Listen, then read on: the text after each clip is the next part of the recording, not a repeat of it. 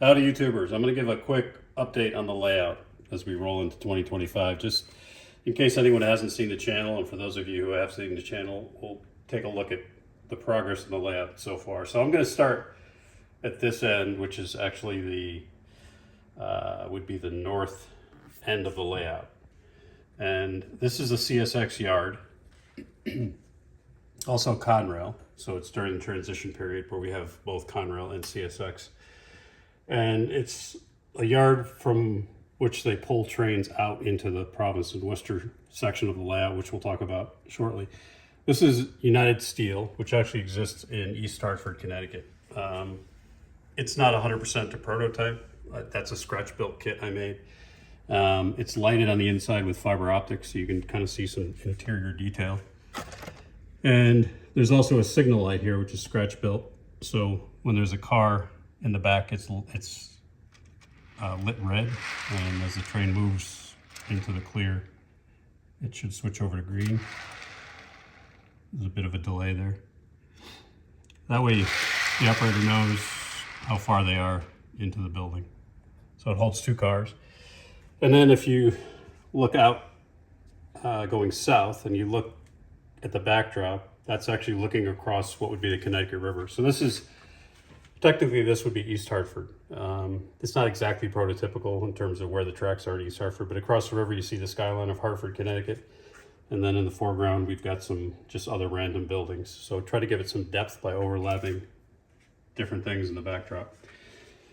And then the CSX yard takes a sweeping curve here. And these are Walther's curve turnouts, 24, 28-inch curve turnouts. Everything else is Pico turnouts on this layout. The other thing on this turn is there's a Iowa Skilled Engineering squealer.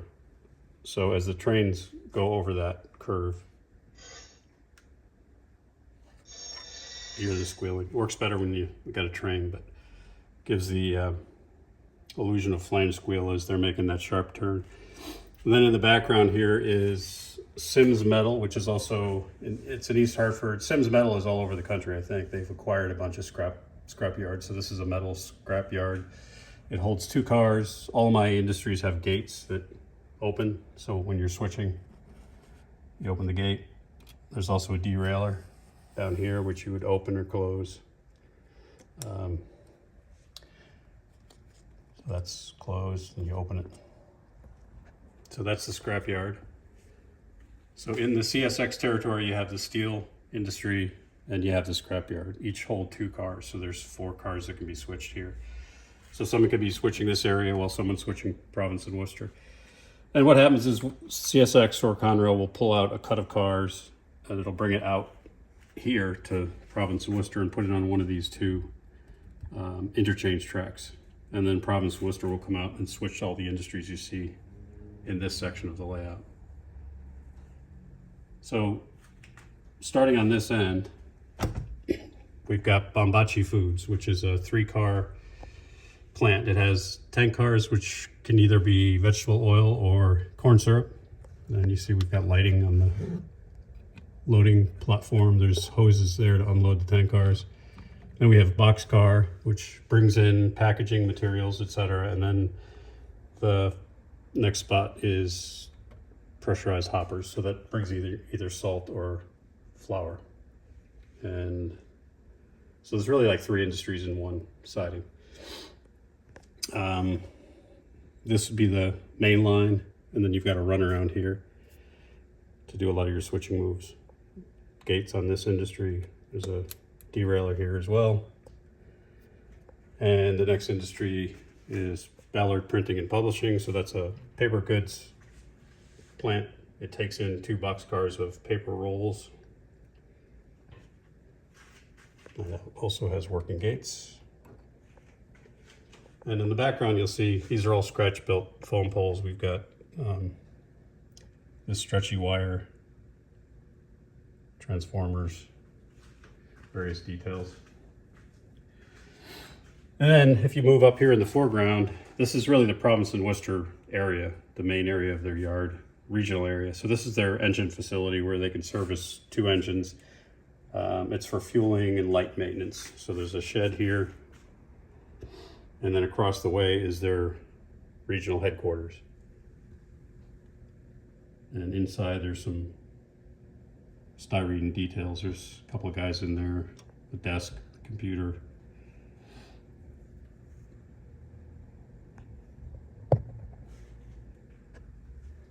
And then we go, so now we're going east. And as we go east, there's an overpass. And if you're from New England, you'll recognize the Dunkin' truck as well as possibly the city fish market in Connecticut. So as you go under the overpass, you come into two other industries. One is the ADM corn syrup facility, and that takes in 3 cars of corn syrup. It's got gates, and I'm just going to move this RDC out of the way. And then we have Northeast Distribution and Cold Storage, which holds 2 cars, a refrigerated mechanical reefer and a box car. And that's got a gate as well. And then as you move further east on the layout, you come to the new section, which has just been added. And it's a bit of a mess right now, but what this is going to be is a maintenance away area for the railroad for Providence and Worcester. So they've got a maintenance away flat car. It's got an OTM tracker with ties and 2 buildings. And these buildings were built by Roy Sharp, one of my subscribers in the UK. And I'm adding a couple of details, roof details, and air conditioner. I'll put some gates around there. We'll put in a parking space, some piles of ballast, other details, used ties, and got some scratch built lighting, floodlights here with LEDs, a couple of street lights or lighting for the facility, and there'll be power lines that join up to the existing power lines, and then one feeds over here across the tracks to this building.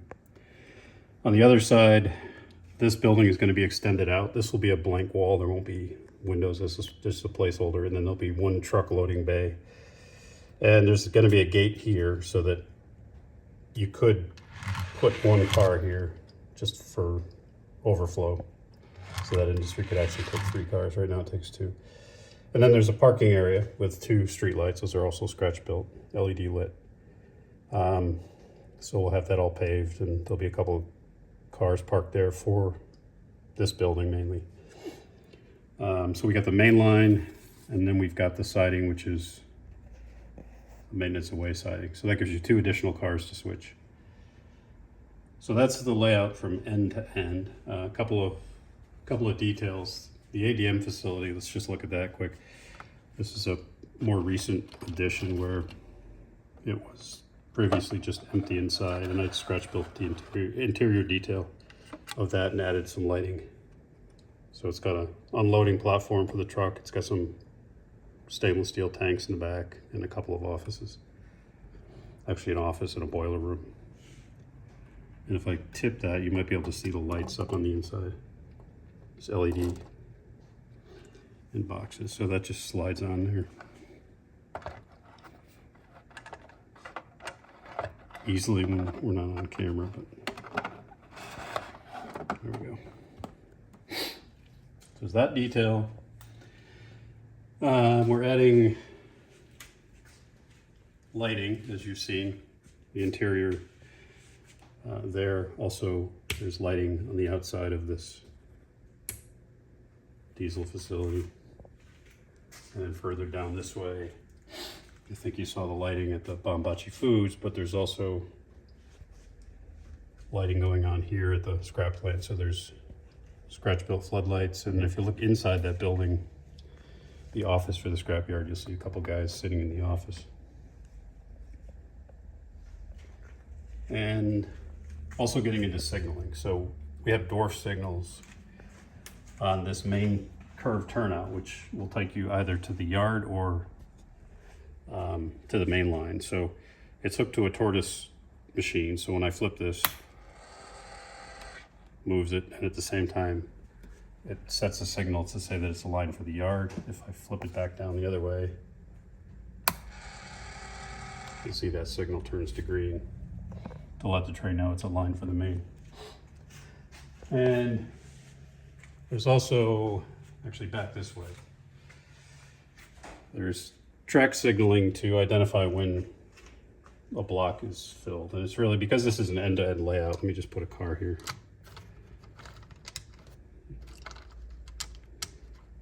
Because it's an end-to-end layout, the block really just ends. So what that light does is it tells the operator when you're reaching the end of the layout, essentially, or when you're in the block, it'll turn red.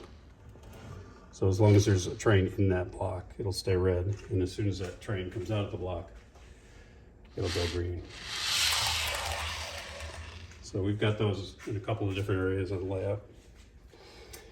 What else? That's it. The lighting valance is just strip LEDs. There's one along here, and then there's one on the inside of the fascia board. And that way you give straight down lighting and lighting going backwards, so you get a nice illumination. And it goes the full length, including this new addition here. And two other things to talk about to wrap it up. One is this Motorman, which I've shown in prior videos. This is Iowa Scaled Engineering. So if you can put it on normal, which runs DCC. If you flip it over to Motorman, it'll automate the train. So in this case, I've got this New Haven RDC, and it will run that train back and forth. Since it's an end-to-end layout, it doesn't go in circles. There you go. So it'll take that train all the way down to the end of the CSX yard there. And at the end of that CSX main line is a sensor. It's an infrared sensor that is triggered by that train. And once it triggers that sensor, the motorman will slow the train down, put the brakes on, put it in the other direction, and send it back down to the other end of the layout, where it'll do the same. So you can run infinitely back and forth. It's a good thing to have if you're showing the layout, or if you're out here working on the layout, you want something running. So I can basically set it up to run any of the engines. So I can put a small maintenance away train together and have that run back and forth. I've got this very rail car, which is a track inspection car, that can run back and forth. So it's kind of a neat thing to have on a layout like this that goes from end to end. And the last bit is this proto throttle, which I'm sure a lot of you have seen. This is a wireless control system that's meant to look like the inside of a train engine. And any of the engines can be run off that. You select which engine number. So that makes it a bit more enjoyable. But I also have the regular controllers, NCE. So you can run using those as well. So that is an update starting 2025. Upcoming this year is going to be finishing off that east end of the layout. And also a lot more operations videos where we're running trains. I think I'm getting to a point where there's enough finished that we'll start running trains. And let me just end by... Nice thing about this Motorman is if you want to do a manual override, you hit manual, and for example, I can just reverse the train. And it'll stop and it'll go the other direction before it hits the sensor. And the reason I want to do that is to show you that squealer as it rounds the curve here. Let's see how that sounds.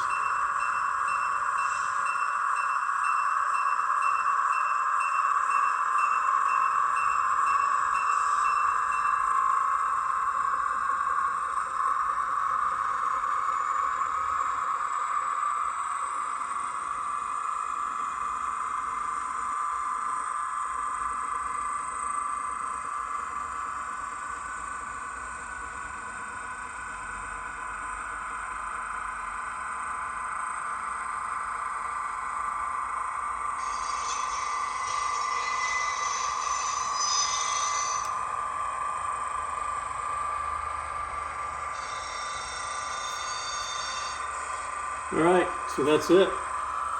So looking forward to posting more videos in 2025. I'll try to heavy up on the operations to actually run these trains for you, because I know you like that. And as we add more details, which there's plenty to add, I'll be sure to do the how-to videos and just keep the content coming. I appreciate all your support in 2024. Thank you, subscribers, and everybody have a good, healthy new year. Cheers.